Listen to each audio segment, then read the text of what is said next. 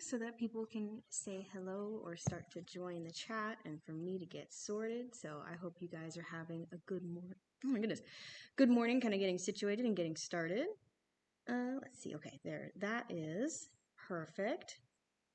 So yeah, we're just gonna wait for a minute until 8:30. I hope everybody's doing well this morning. For anybody that's logging in before this really goes, one thing to keep in mind of is we are in the middle of migration season, so keep an eye out for any really fun birds that you might see. I know that people are starting to report that their hummingbirds are coming in, so you can definitely get that nectar ready and those hummingbird feeders out as well too. If you forget how to make hummingbird nectar, don't forget it's 1 part sugar, 4 parts water to any amount that you want to do. And it's good in the fridge for up to 2 weeks if you make any excess at a time. So definitely keep that in mind as the hummingbirds start to show up as well too. So keep an eye out for any fun migrants that you might see as well. All right. So it's 8:30. I'm going to go ahead and just hop on and get started as well too. Good morning, everyone. Thanks so much for joining me today. My name is Jolene. I'm a certified songbird feeding specialist with Wild Birds Unlimited of Concord, and today we will be talking about Eastern Phoebes.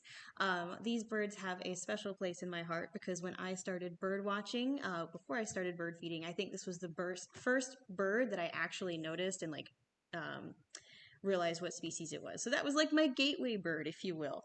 Let me know what your guys' first bird that you noticed when you started bird watching or bird feeding was, and what really connected you to the hobby as well too, because that's always such a good time.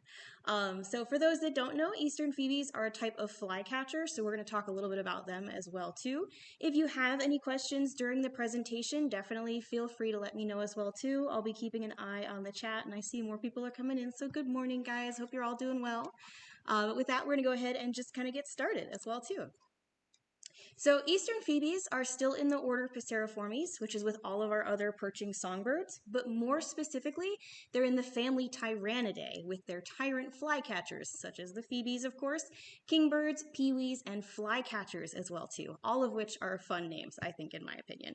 The tyrant flycatchers are known for that because they can be very territorial of their nesting sites and will fight off other birds to keep that nest in their territory safe as well too.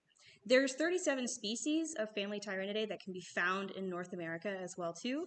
And for the phoebe specifically, their habitat can kind of range for more open woodland habitat. So usually you'll find them if you do have a small amount of woods nearby and some open habitat for them to kind of forage in as well too. They can often be found as well over by river edges and streams, and they do like to have a lot of shrubby habitat or that kind of lower level shrubs or bushy areas as well too, because they'll kind of use that as oh my goodness, as a hiding place as well too, away from any predators. These birds are actually solitary migrants, so it's not uncommon to just see one phoebe at a time. Usually only in nesting season are you going to see more than one phoebe together as well too. They are also some of the earliest migrants to arrive. So for some of you that live in their breeding range, which is found all the way up into Canada as well here, so this orange habitat is where they're found in the summer or their nesting range, they're some of the first to arrive, which is really cool.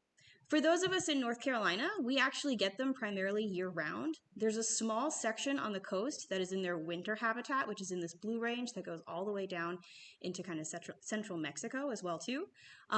So we do get them year-round, but they might shuffle in and out of your yard depending on what resources there are there as well too. Now, something that is actually pretty cool is that the Eastern Phoebe is the first recorded, oh my goodness, first species that was banded in North America by John James Audubon in 1804. So when banding practices were first getting started for research and understanding, the phoebe was the first species to be banded. The oldest, it's one of those mornings where I don't have any words, so you'll have to forgive me. The oldest phoebe on record was 10 years and 4 months old.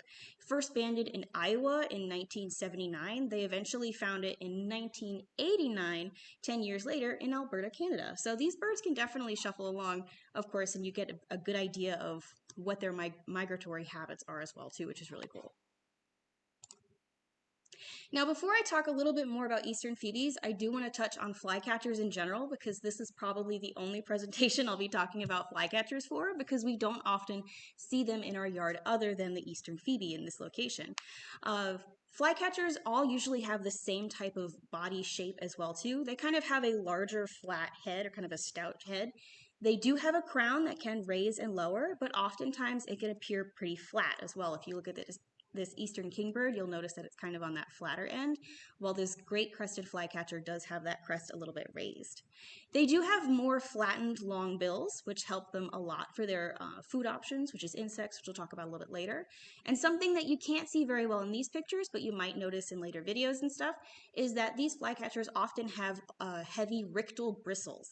These rictal bristles kind of look very similar to whiskers that you see on your cat or dog, but they're essentially specialized feathers that fill in for basically as like oh my goodness, as flycatchers are eating, basically those bristles kind of help keep any prey material from getting to their eyes and everything, so it kind of keeps their face a little bit cleaner.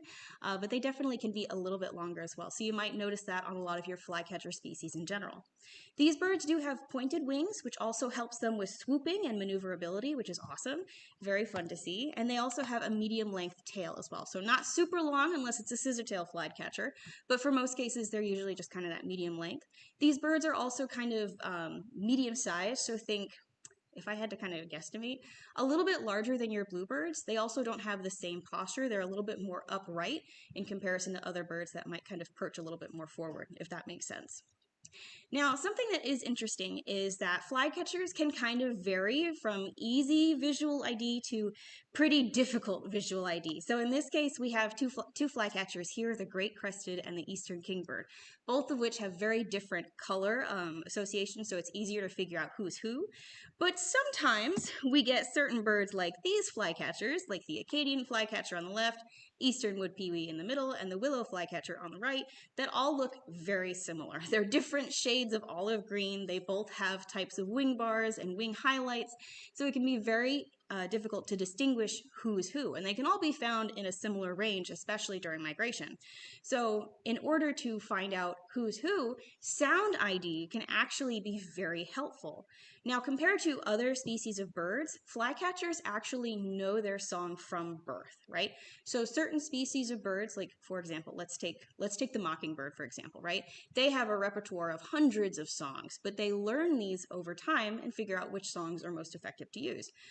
They are a mimicker for a reason. So that's a very generous example. But for flycatchers themselves, they don't learn their song based on the other individuals around them or their location. They just kind of know that song from birth. So it's usually going to be the same regardless of kind of where you find those flycatchers in their population, right?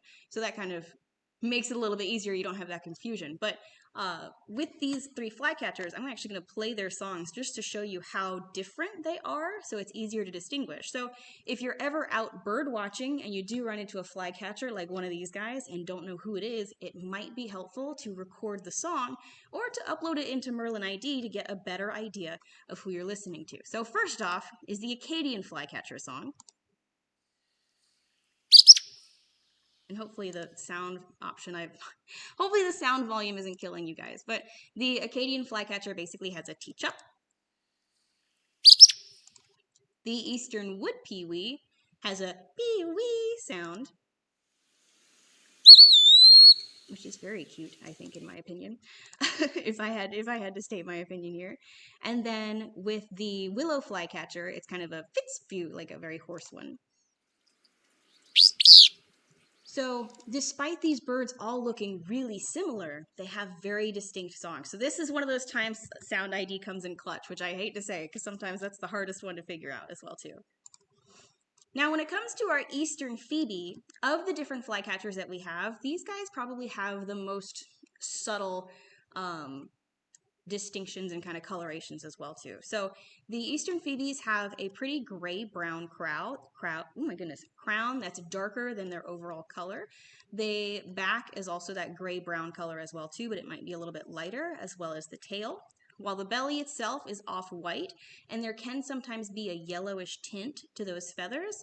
Usually that yellow tint is found earlier in the summertime and kind of fades as the season continues and as they're worn down as well too.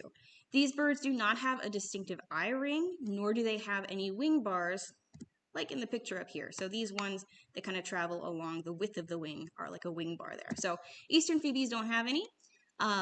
And overall, it's just pretty subtle coloration, nothing too specific about it. So it does make it easier to identify.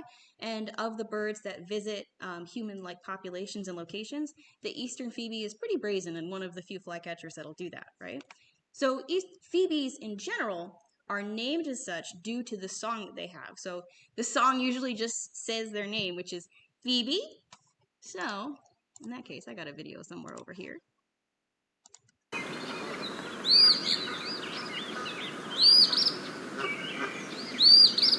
So it's usually two-toned of a Phoebe, and it's something kind of like that as well. So it's pretty distinct and also still easy to catch along with as well too. One other thing that can kind of help separate Eastern Phoebes from other flycatcher species that you might be seeing is this specific behavior called tail bobbing or tail wagging, or whichever you'd like to call it. But essentially, it looks like their tail is kind of constantly twitching, right? So they do this kind of without prompting, and they'll just do this perching as well too. This is a predator deterrent behavior that if a predator sees an Eastern Phoebe, or if an Eastern Phoebe knows a predator is in the area, they'll kind of wag their tail faster.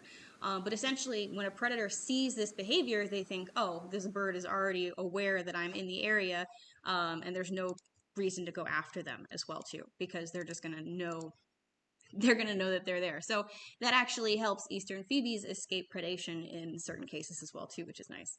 So they're one of the few species of flycatchers that does that tail bobbing behavior and is a dead giveaway for an Eastern Phoebe, which is very nice. Now, there are other species of phoebes in North America and the US. We only have the Eastern Phoebe here, but if you're going all the way to the other coast, the western coast of the US or North America, you will see the black phoebe. And if you're in the Midwest, you are going to see Say's phoebe as well too. So once again, same body shape, same tail length. You're going to notice that they all kind of have a similar color pattern in the sense of the darker color on the back and the head, and on the belly is kind of that lighter color as well too. So just depends on where you go, but I figured it'd be fun to point that out as well. So with Eastern Phoebes, their diet is a whole lot of fun. These birds and flycatchers in general, because when you have the fly-catching name, these birds do focus on eating a lot of flying insects. So they are primarily insectivores. Eastern Phoebes will occasionally eat fruit if a lot of insects are not available, either in like any time of year. If there's not a lot of activity going on insect-wise, they'll focus on fruit instead. So that can happen a lot in the wintertime as well. They basically forage using a sallying behavior. This is when they will essentially perch on a branch. Bluebirds do a very similar behavior, but they'll perch on a branch. If they see whatever prey they're going for, they'll fly off, snatch it, and then land back on the branch as well too. So this is actually, hopefully you see this all right. I know it's not the best location on the screen, but essentially when they're on a branch, they'll swoop up, grab something, and come back. It's a very kind of quick behavior, and it's a smooth flight pattern as well too. So there he goes, and he lands right back. So they'll do this, of course, at greater distances as well. So if you ever kind of notice this swooping pattern that happens, it could be one of your flycatchers as well. They do also have a tendency to kind of hover and glean in certain locations, so they can hover pretty well, and they'll kind of check the undersides of branches and leaves, like in that video, for any type of food options as well. And when they do forage, usually they're going to stay in the lower branches. They're not going to be too high up in the trees. And they'll kind of, when they sally, they'll kind of go back and forth between different branches as well, too. They move pretty frequently to access their food as well. So kind of like I mentioned earlier on, these birds are pretty solitary outside of nesting season, so you're not going to usually find more than one at a time. But when it comes to nesting and courtship season, which is kind of like in that March-April period, even their courtship is pretty subtle as well too. Usually when males will sing during like a pre-dawn song is when the females will approach and they'll kind of pair off. There isn't too much courtship outside of that because they're focusing on quick pair-ups, because the way that these birds nest mean that there's very few limited nesting sites available. So the quicker they get together and pair up, the quicker they can establish a territory and they can start working on nesting. They do kind of stick with the same pair throughout the season, but they can change the next nesting season next year. When they're searching for the nesting spot as well, they will check old nests or new nesting sites as well. Oftentimes the female is the one that picks the final location, and as they kind of go, they'll move together, and the male will follow and guard the female as well too while she's looking. And they do have a tendency to use both natural and artificial nesting sites. So these birds are one of the few flycatchers, again, that you can see under the eaves of your house or on a bridge or under natural this you'll get sometimes talking is hard, and we do this every time. But basically, they'll be in more human populations versus more wooded populations as well too. So they can focus on natural rock outcroppings or overhanging decks or things like that as well. Essentially, the main focus for a nesting site too that the Phoebe looks at is something that has an overhang that also kind of protects from the elements as well. When they do kind of look for potential nesting sites, they do grab like a little bit of nesting material and set it in that location and be like, all right, we're coming back here later. We're going to check this out and see what else we can find. So if you ever notice a little bit at a time, it could be because that is a potential site that they'll be looking at. When they are checking out different sites, usually the nesting site isn't higher than 15 feet. So it's either 15 feet or a little bit lower as well too. Other things that they'll look out for when they're finding the perfect spot is they do like woody vegetation if the nesting site is in a more natural area. Basically, this woody vegetation in the surrounding area allows a Phoebe to kind of perch and scan the area, make sure they don't see any predators, and it also keeps the nesting area hidden from any potential predators that could find it as well too. They do also have a habit of reusing old nests. So if you have Phoebes nesting one year and they still have the nest pretty situated, they may come back the next year and reuse it. They'll also take advantage of old barn swallow nests or other things like that as well too. So they'll take advantage of their own old nests as well as other species' old nests too. So their nests are actually pretty fun. They're definitely very sturdy, I think is the right word to say as well. These nests are a mix of mud, moss, and leaves. Sorry about that. So basically, when they start to build it, the outside will be that kind of heavier structure. It's well camouflaged with the moss. And then on the inside, they line it with fine grass stems or hair to make it a little bit more comfortable or insulated for the eggs as well too. Eastern Phoebes actually have two different nest styles that they make depending on the location that they put their nest. And this is where it's pretty fun as well too. Depending on if you're finding a nest like kind of by your house or anything like that, they might use a more statin style nest. So these types of nests are built on a flat surface where essentially they make kind of a donut shape first and build up the walls and then kind of work on the center as well too. These types of nests require less mud just because they need to be sturdy and they're not like attaching to anything. And can obviously, yeah, just kind of look like that donut style. Meanwhile, the other style is an adherent type of nest. This is the type of nest that attaches directly to a wall or a slope. So it's just kind of a half-shaped nest for the most part. These do require a lot more mud because they do have to focus on actually connecting to the wall. And the way it starts, especially if it's a flat surface, is the Phoebe will start with some mud and they'll basically hover in one location and start to kind of throw mud at the wall to make little footholds. Once they make that foothold and start to make a little bit of a U shape, then they can hold on and start adding on to the outside as well too. It can take anywhere from 5 to 14 days to complete a nest. So it depends on if they're reusing an old nest and just kind of adding onto it to make it a little bit more situated for the current season, or if it's a completely new one as well. And once they finish the nest, it is not uncommon for the nest to remain empty for 2 weeks or a little bit more after completing it, because when they use a whole lot of mud like that, it's very important that the whole nest dries so that it's stable, especially with an adherent nest style, because if they start to nest too early and it's not actually like connected like it should be, then nobody's going to have a very good time at all. So definitely two different strategies. So this Phoebe nest is a statin style because it's just on one kind of flat surface there as well too. And let's see, this one is the same. I added this one just because it's kind of cute. This is on like one of those trail signs, so I'm sure it's got a little bit of an overhead structure as well too. But essentially it's a Phoebe kind of adding to that statin style nest. And if you've never seen a bird kind of like shape the inside of a cup, this is kind of what it looks like, and it's very cute. I'm such a sucker for these birds. They're honestly a lot of fun. But yeah, as the nest is still soft when they're making it, they'll wait afterwards until it dries, and then they'll start laying eggs and everything as well too. So very, very interesting nesting habitat or nesting style and strategy as well. I find it a lot of fun.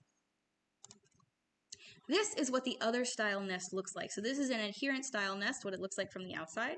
There's actually at the top right here where my mouse is, the smallest little nestling beak that you've seen outside of this whole thing of moss. And once again, that moss is usually there for camouflage, but of course, against a wooden beam, it doesn't always look like that. But it definitely is kind of inconspicuous depending on where it's laid as well.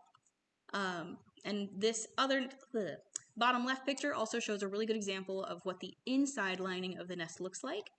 These birds can have anywhere from 1 to 2 broods per season, with anywhere from 2 to 6 eggs, usually averaging around 4 eggs. These eggs are usually white with very little gloss, and sometimes they're speckled, but not all the times. Again, because usually there's an overhang, there's not too much reason for the eggs to be camouflaged, so they usually are lighter in coloration. When incubation starts after all the eggs are laid, it can take anywhere from 15 to 16 days for those eggs to hatch. When they do hatch, the young are altricial, so these young are blind, defenseless, and do require parental care for 16 to 20 days before they actually fledge the nest as well too. So it's a lot of going back and forth and feeding the young. Both the male and the female do feed the young, but the female's a little bit more on the ball with that one than the male is sometimes. So overall, it's going to take about probably 5-ish weeks, 5.5 weeks sometimes, before these birds officially fledge the nest after that whole process as well too. Now, something that is fun, when they do start to fledge, of course, they do still require some care afterwards, but it's in this few week period after they fledge that these birds are actually still pretty social. So it's not uncommon to see a whole group of phoebes together as they're still kind of finishing up as well too. So fledgling, again, is when they do leave the nest. These birds don't have, their tail feathers are still fully developing or still growing, as well as their primary feathers and everything like that as well. But they're old enough that they can kind of like leave the nest and take a little bit of flight. They're just kind of working on the ability to do so. So as nesting season comes along, don't forget you might see baby birds kind of shuffling around somewhere. If they look like they have little downy tufts anywhere, but it looks like they're mostly feathered, chances are that's just one of your fledglings kind of getting used to figuring out how to bird, because, you know, that's just how life works sometimes.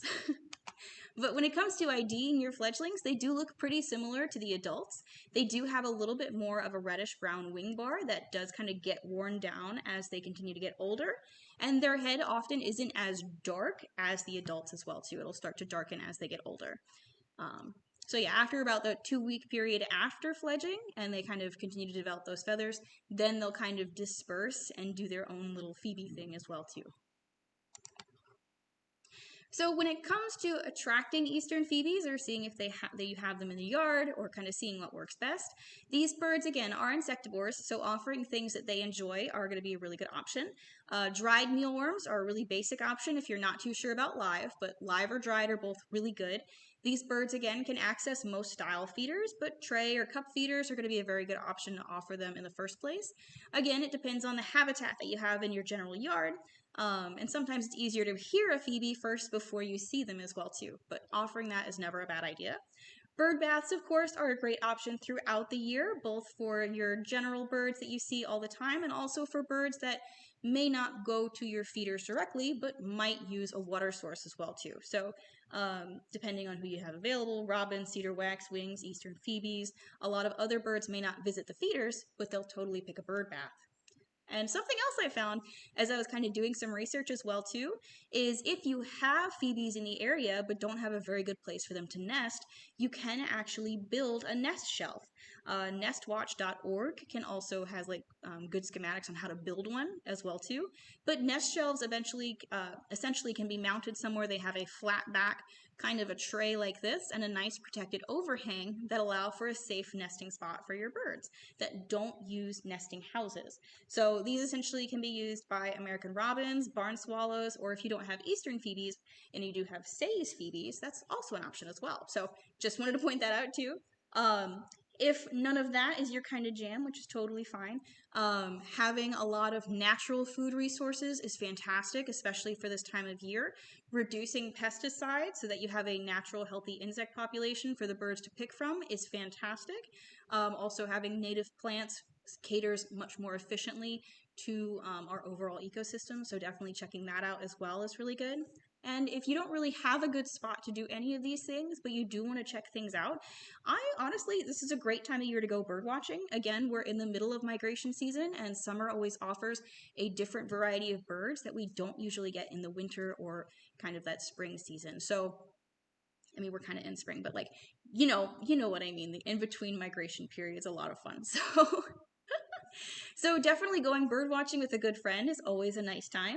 If you're not really sure about where to go, if you live in North Carolina, there's a fantastic website called ncbirdingtrail.org, which essentially shows you really good locations to bird watch all across North Carolina, as well as when you check that link or that location, they always give you a good list of potential birds that you could find in the area as well too, which is always fun. So with that being said, because you guys were nice enough to hear me ramble, for those of you that are stopping in the store today, I do have a coupon code of $5 off a $25 purchase or more.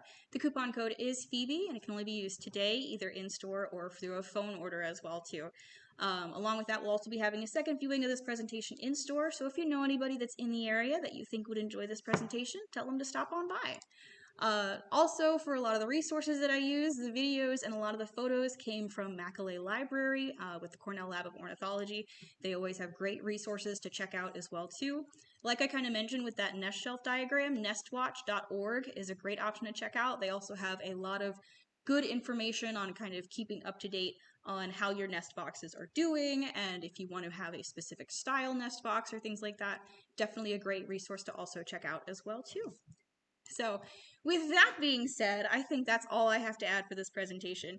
Once again, I hope you kind of enjoyed that and had some fun learning about different style flycatchers and Eastern Phoebes in general. They're definitely a very fun one for me as well too.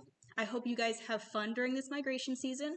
For those that are in the area and haven't heard yet, a lot of hummingbirds are starting to stop back on in. So if you haven't gotten your feeders out yet, now is a great time to do so. But with that all being said, I hope you guys have a wonderful day, and thanks so much for stopping in. I'll see you guys next time.